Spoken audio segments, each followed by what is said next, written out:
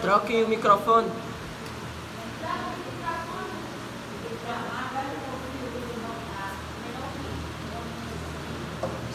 Oi. Trocar o microfone, confio. Pronto, isso aqui dá certo, né? Não gosto dessa modernidade, não. Então vamos lá, vamos abrir lá em Lucas 5.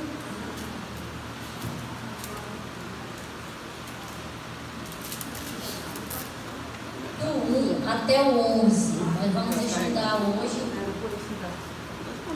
Ler essa história maravilhosa, né, na palavra de Deus, que tem como tema, deixar as crianças acharem aí, Lucas 5.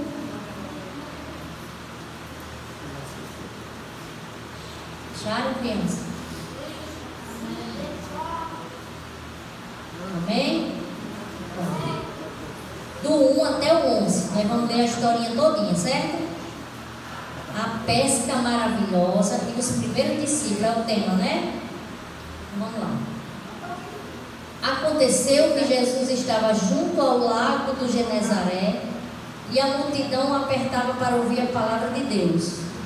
Então ele viu 2 barcos junto à praia do lago. Os pescadores tinham desembarcado e estavam lavando as redes. Entrando num dos barcos, que era o de Simão, Jesus pediu-lhe que o afastasse um pouco da praia. E assentando-se do barco, ensinava as multidões. Quando acabou de falar, Jesus disse a Simão: leve o barco para o lugar mais fundo do lago, e então lance as redes de vocês para pescar. Em resposta, Simão disse: mestre, havendo trabalhado toda a noite, nada apanhamos, mas sob esta sua palavra lançarei as redes. Fazendo isso, apanharam grande quantidade de peixes, e as redes deles começaram a se romper. Então fizeram sinais aos companheiros do outro barco para que fosse ajudá-los. E foram e encheram ambos os barcos, a ponto de quase afundarem. Vendo isto, Simão Pedro prostrou-se aos pés de Jesus, dizendo: Senhor, afaste-se de mim, porque sou pecador.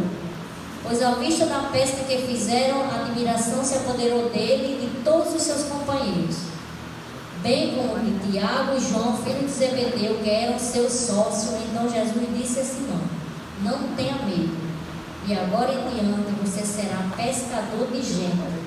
E arrastando eles os barcos para a praia, deixando tudo, o seguiram. Amém? Amém. Essa é uma história bem conhecida, a pesca. Até as crianças conhecem a história do milagre, né, dos peixinhos que encheu o barco, né? É uma história bem conhecida. Mas hoje a gente vai ver aqui que exemplo Jesus quis nos deixar através desse grande milagre, dessa pesca maravilhosa, né? O que foi que ele quis? Será que ele quis apenas fazer aquele milagre? Ou ele tinha algo a mais para nos contar nessa história?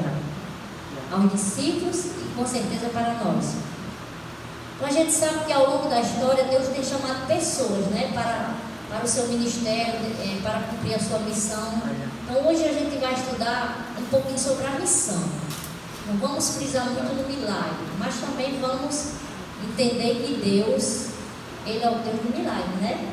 Olha aí, como ela cantou, como nós cantamos aí no serviço de canto. Então, Jesus, Ele estava ali, pregando as multidões. No verso 1 e 2 diz que Ele, às vezes a multidão apertava Ele um pouco. E Ele entrava num barco e ia um pouquinho assim para a margem, para poder falar, né? Ficar ali mais à vontade para falar, sem aquele povo apertando. E isso aconteceu nesse dia. Quando ele viu o barco de Pedro, de Simão Pedro, se aproximando, ele entrou no barco e ele disse: vá um pouquinho mais para longe. E as pessoas ainda, você pode olhar até nos filmes quando a gente assiste, que as pessoas ainda até vai um pouquinho perto do barco querendo entrar, né? E ele deixa assim o barco ficar um pouquinho longe para ele ficar falando as parábolas, as coisas. Mas isso aqui não é uma parábola. Isso aqui foi realmente um acontecimento, né? Então Jesus ali, ele falou às pessoas e quando ele terminou, ele disse: pronto, agora vá um pouquinho mais para longe, mais para o fundo. E o discípulo e Pedro disse assim: Senhor, mas a gente acabou de vir, eu já estava guardando a rede aí quando o Senhor entrou no barco. A gente veio de uma pescaria frustrada, a noite todinha pescando nada. Então já pensou, né? Então eles estavam cansados, exaustos, com sono. E ali Jesus disse, agora joguem as redes. E ele disse, mas com certeza aquele discípulo disseram, a gente jogou nesse canto aqui. Esse canto aqui não tem? E ele disse, jogue as redes. E Pedro disse, mas sobre a sua palavra eu vou jogar. E ali acontece aquele milagre, né? Eles nem pediram. Aquele primeiro louvor a gente cantou que às vezes a gente pede um milagre, às vezes não acontece, né? Mas esse aí eles nem pediram o milagre. Muito pelo contrário, eu acho que eles duvidaram, né? E ali foi peixe por quantidade, grande, graúdo, pequeno. E ali eles chamaram outro barco para ajudar, era peixe demais, né? E aqui a gente vai ver nesse grande milagre que Jesus fez. E quando ele fez tudo isso, Pedro, ele caiu por terra e disse, se afaste de mim, Jesus, se afaste de mim, eu não sou digno, não ando com o Senhor. Até aí ele não andava não, né? Até aí ele não andava ainda não, porque aí o chamado foi nessa hora. Ele disse, mas ele conhecia Jesus, né? Ele disse, eu sei que eu sou pecador, eu não mereço nem estar perto do Senhor, se afaste de mim. E ali Jesus disse, não tenha medo, Pedro. Os outros também ficaram ali, né, atemorizados. Não tenha medo, Pedro, porque agora você vai ser pescador de homem. E aí veio aquela pergunta que Nicodemos também deve ter perguntado quando Jesus disse assim, você vai nascer do ventre da sua mãe, precisa nascer do ventre, né? E Pedro deve ter dito, como é que eu vou pescar gente agora? Né? Como é que eu vou pescar gente? Peixe eu sei, gente eu vou... Será que tem gente perdida no mar? Pedro deve ter questionado também, né? Então ele disse, venha e siga-me. Né? Ele disse, venha e siga-me. E aqui, Deus fez esse chamado ali nos discípulos. E ele chamou pessoas ocupadas, não foi? Ele chamou pessoas ocupadas. Eles estavam o quê? Trabalhando. Eles tinham esse trabalho. Eram pescadores. O relato diz que os discípulos foram chamados quando eles estavam lavando as redes. Lavando as redes, e ali ele diz, venha. A Bíblia também menciona alguns chamados que Deus fez ao seu povo, como Moisés. Moisés também estava pastoreando, trabalhando, né? Davi também, ele estava trabalhando ali, pastoreando as ovelhas. Lá em 1 Samuel 16, 11 e 12 fala isso. Gideão, ele também malhava o trigo. Ele também estava trabalhando. Então, se a gente for olhar na Bíblia, todos estavam trabalhando, né?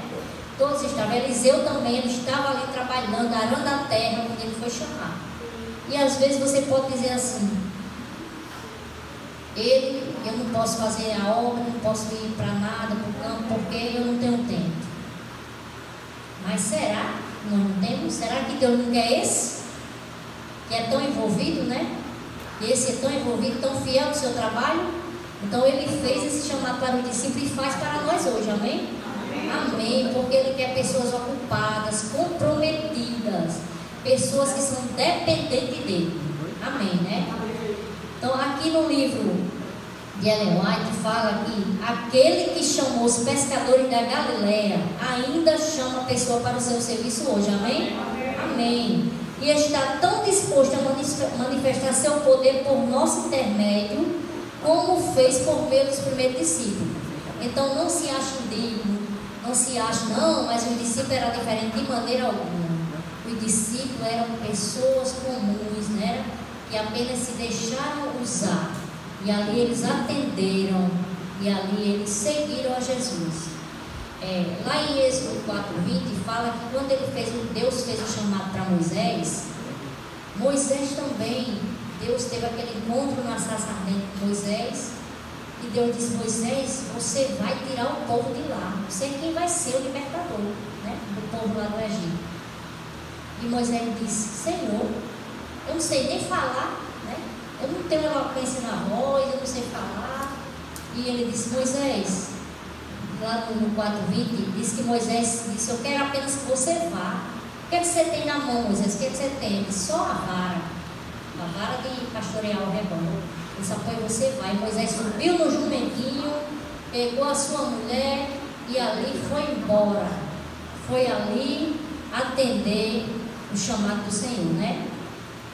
Então, no passado e ainda hoje, Deus chama pessoas para o seu serviço. Nesse livro que a gente está lendo, o Serviço Cristão também, no decorrer dos dias, eu também ouvi essa frase lá em Testemunho Seleto, no livro Serviço Cristão, que diz que nós, como povo, não temos cumprido a ordem que o Senhor nos confiou. Nós ainda não temos, como Ele realmente nos confiou, ainda falta uma entrega total em nós, né? Ainda falta. E eu fiquei preocupada. A gente não faz nada, praticamente nada, né? Porque precisa ter mais avinco, amor mais pela obra. Então, quando a ordem divina foi dada a Moisés, ele estava sem confiança em si mesmo. Ele sentia-se vencido pelo senso de sua incapacidade de ser o porta-voz de Deus para Israel. No entanto, depois que ele aceitou a tarefa, ele se dedicou de todo o coração, depositando total confiança no Senhor, e Deus abençoou pela sua obediência. Amém? Então Deus só quer a nossa obediência, né? E o resto é com Ele. Ele diz assim: vá e deixa o resto comigo, Moisés. Vá com essa vara, você não tem nada na mão, não se preocupe não. Então, sempre que eu vou para o campo missionário, o Senhor me usa na minha fala, na minha voz, que eu não falo minhas palavras, que eu fale por ti. Então, Deus, Ele quer que a gente se faça usar, né? E Deus tem nos honrado, né? Quando a gente pede esse pedido. O primeiro pedido que, quando a gente faz para salvar, eu creio que é o primeiro pedido que é atendido. É logo que é atendido, né? Nós também, como aquele grande milagre da multiplicação, nós na nossa vida, nós vivemos ansiando milagre, né? Pedindo bênção, querendo milagre, que isso aconteça, que aquilo aconteça. E às vezes eu fico a pergunta: a gente só quer, mas a gente faz ou não faz, né? A gente só quer. Naquele dia os discípulos nem pediram logo isso a Jesus, né? Chegaram e ali estava ali terminando aquela noite e não queria mais nada, só queria ir para casa. E Jesus disse assim: viu todo Deus, ele sabia, Jesus sabe todas as coisas, e ele sabia daquela pesca frustrante, e ele disse: agora eu vou dar recompensa a eles aqui, né? Mas antes eles passaram a noite sem nada, né? A fé também precisa ser provada, né? Estava na luta. Então Deus chama pessoas decididas a segui-lo. E no 11 foi que ele aí, arrastando eles os barcos para a praia, deixando tudo seguido. Quando terminou tudo ali, e eles disseram: pronto, agora a gente vai seguir a Jesus. Seguir a Jesus é fácil ou difícil, gente? Crianças, o que é que vocês acham? Seguir a Jesus é fácil ou difícil? Lá em Marcos 8,34 nos dá essa resposta. Vamos ler? 8,34. 8,34.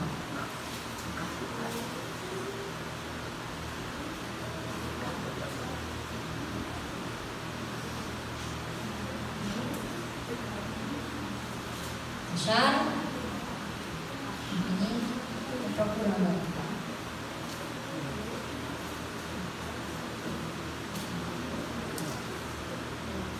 Diz assim: então, convocando a multidão e juntamente os seus discípulos, Jesus lhes disse: se alguém quer vir após mim, negue a si mesmo, tome a sua cruz e siga-me. Então, não é fácil. Não é fácil, né? É tomar uma cruz. Então o que Deus diz é que vai passar conosco, né? Vai ajudar a carregar aquela cruz. Então muitas pessoas, às vezes, largam a cruz no caminho. Tem uma ilustraçãozinha que eu aprendi assim que eu entrei na igreja, de um homem que, uma ilustração que tinha várias cruzes, e aquela cruz ali na frente, ela ia fazer com que aquela pessoa passasse no abismo. E aquele homem ali reclamando da cruz, que ele era muito sem sorte, que ele viu o outro com a cruz pequena e andava, e a dele foi a maior, e aquela cruz estava pesada demais. Tem pessoas assim, né? E ali o outro chegou e disse: vamos trocar? Vamos trocar? Para você ver, rapaz, não reclama não, mas vamos trocar. E ele disse assim: vamos trocar porque não tem cabimento não, escolheram a pior cruz para mim. Como é que eu vou andar com essa cruz pesada desse jeito? E ali ele botou a cruz do amigo, bem pequenininha, a cruz pesada, pior 2 vezes mais que a dele. Era pequena, era atrofiada de peso, né? E ali ele saiu com aquela cruz, ainda reclamando. E quando chegou naquele abismo, que era para botar a cruz, para ele passar, que a dele tinha dado certinho, a dele tinha sido certinho para ele passar. Ou passava para lá ou passava assim. E aí foi o que ele fez. A cruz não deu. Era pequena, ficou faltando ali, ele caía no abismo. Então ninguém sabe o que aconteceu com aquele homem. Com certeza, o que vinha para trás, né? Alcançou ele. Então, nós precisamos tomar a cruz de Cristo e seguir. Os discípulos não viveram uma vida de maravilha, não. Né? Eles passaram tudo por amor a Cristo. A gente sabe as histórias, né? Dos discípulos, muitos deles, da maneira que foram. Todos tinham um propósito, todos sofreram, na verdade. Mesmo que alguns viveram até a velhice, mas sofreram demais, né? E aqui, Jesus disse que aquele que vier após mim, tome a sua cruz e siga-me. O jovem rico é uma das histórias na Bíblia, né, que a gente conta. Está lá em Mateus 19, 16 a 22, que ele não quis seguir. Ele foi até Jesus perguntando: Senhor, o que farei para herdar a vida eterna? Mateus 19, 16 a 22. Vamos dar uma olhadinha.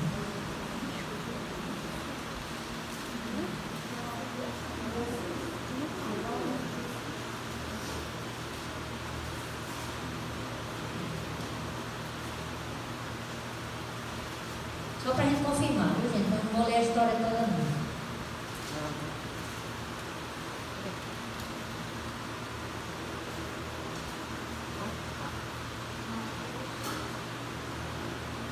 E eis que alguém aproximando-se de Jesus lhe perguntou: Mestre, que farei de bom para alcançar a vida eterna? Então ele fez essa pergunta.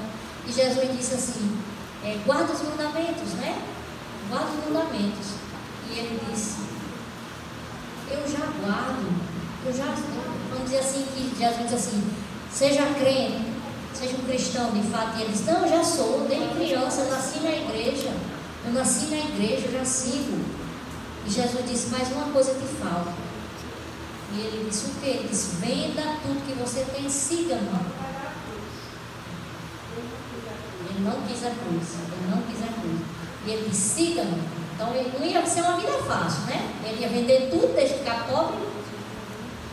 Só que quando a gente entrega a vida a Deus, aquele jovem com certeza não ia ficar pobre, ia ser a mais abençoado, né? Nunca faltou nada. E nem falta hoje, né? Então Jesus, ele disse só que ele fez uma escolha. Né? Ele queria o tesouro celestial, mas ele desejava igualmente as vantagens terrestres que as riquezas lhe trariam. Ele entristeceu-se de que exigisse essas condições. Ele queria a vida eterna, mas não estava disposto a fazer o sacrifício. O custo da vida eterna pareceu-lhe grande demais e retirou-se triste, porque era dono de muitas propriedades. Então, às vezes, a gente pode dizer assim: eu queria tanto me envolver mais na igreja, na obra, mas não posso, eu não tenho tempo. E às vezes a gente está equivocado se falar isso. Porque Jesus, ele disse: venha, e o resto é comigo. Venha e eu te ajudarei, amém? Então ele chama hoje, ele faz esse chamado para cada um de nós, né? Não só foi para os discípulos, foi para cada um de nós. Porque aquele que mais ama a Cristo, mais bem fará, amém? Amém. Uma frase que eu gosto muito de ler, ela diz assim: Jesus não escolheu pessoas prontas, ele preparou os que estavam dispostos. Amém, né? Então, Ele prepara, Ele capacita, né?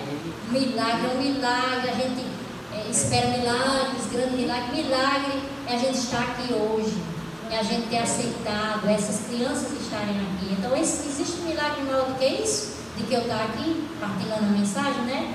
E o resto o Senhor diz: vá e eu irei contigo, né? Amém? Amém. Então, não há limites à utilidade de uma pessoa que, deixando de lado o próprio eu, oferece imagem e atuação do Espírito Santo no coração e leva uma vida de inteira consagração a Deus. Amém. Então, nós possamos atender cada dia, gente. Cada dia não é batizar uma vez e pronto, está garantido, não. A salvação é todo dia, toda hora, é todo instante. Não é nem só o dia, não, é toda hora, é todo instante, né? E nós possamos estar com o pensamento voltado para ti. Lá em Isaías 6, né? Senhor, envia-me a mim. E Ele ali fará o que Ele quiser na nossa vida, né? E a última passagem está lá em João 20 e 21.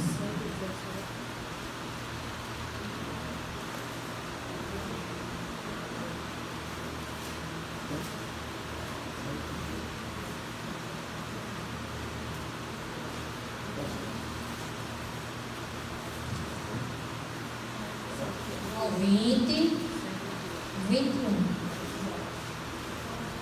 20, aí pula para o 21. O versinho é: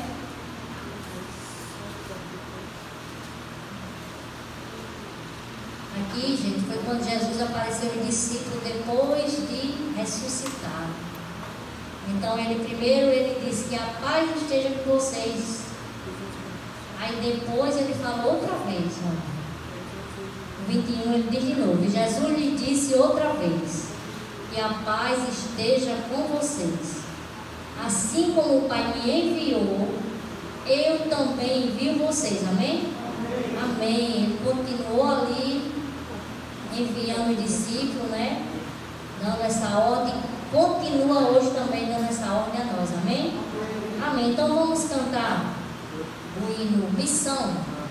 Missão. Já que sair daí, vamos ficar de pé e vamos cantar. Então que o Senhor nos ajude sempre a cumprir a ordem do Mestre. Cadê a Bíblia? Amém. Canta lá.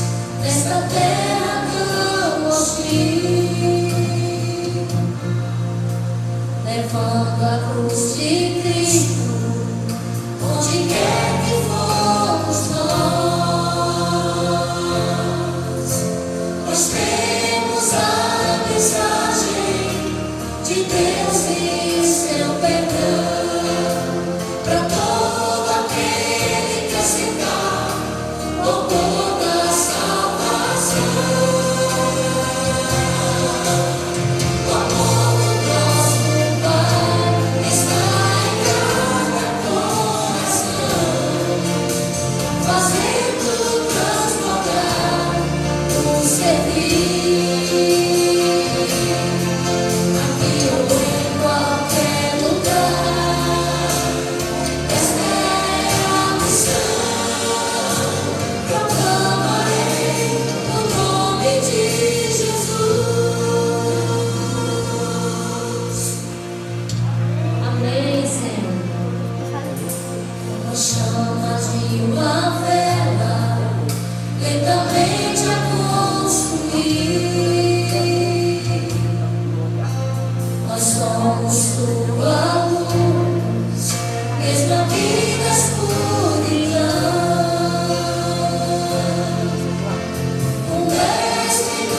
nos conhece e pode nos provar. Então a sua luz em nós mais forte brilhará. O amor do nosso Pai está em cada coração, fazendo transformar o servir. Aqui ou em qualquer lugar, esta é a missão. Proclamarei o nome de Jesus.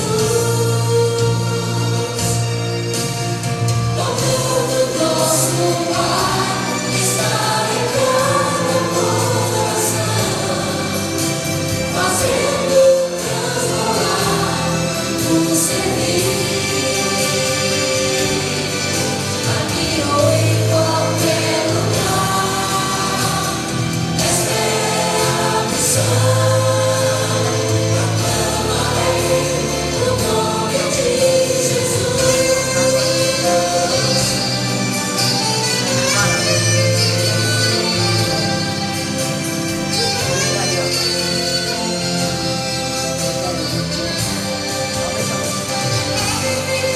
Aqui ou em qualquer lugar, esta é a missão. Proclamarei o nome de Jesus.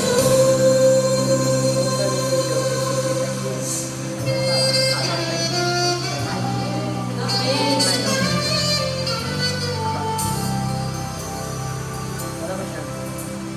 Pai amado, Pai de misericórdia, infinito amor, estamos aqui, Senhor, mais uma vez, Pai, agradecidos pela Tua palavra, Pai, porque é pela Tua palavra que obedeceremos, Senhor, porque o discípulo, mesmo com a confiança pouca, mas pela palavra de Jesus atendeu a voz, e aqui estamos também, Senhor, confirmando que por essa mesma palavra, Pai, lançaremos nossa rede para pescar homens, Senhor, com a ajuda da igreja, Pai. Ajuda a igreja de Santana do Mato, Senhor. Tu sabe cada situação. Pastor Marlon também, Pai, está passando, enfrentando com a família da sua esposa, com a sua esposa. E aqui queremos que o Senhor também derrame bênção naquela vida, Pai, colocando ali cada vez mais na sogra da sua esposa a certeza da salvação, e na vida do pastor também sabedoria, Pai, para lidar com toda e qualquer situação que lhe advém. Aqui entregamos todas as igrejas, Pai, não só do distrito, mas do Bela Vista, da Central, do Dom Eliseu, Frutilândia. Tu sabes como somos precisando de oração, Senhor. E aqui nós queremos interceder por cada uma delas, para aquelas pessoas que já conheceram, que já entregaram a vida em Tuas mãos e por algum motivo se encontram hoje longe, Senhor. Que o Senhor possa tocar os corações, mas sentir saudade do Senhor, Pai. Saudade do Senhor para voltar, Pai. E pedimos por eles, pedimos por essas crianças também, Senhor. Essas crianças que atenderam o Teu chamado, que elas possam ter a alegria de estar na Tua casa cada vez mais, para também atender a ordem do Mestre, de cumprir a missão. Obrigado por tudo, nos dá uma noite tranquila na Tua santa companhia, com o despertar cheio do Teu santo amor, para mais uma vez ter um encontro contigo, Pai. É isso que te pedimos e desde já te agradecemos. Em nome de Jesus, amém.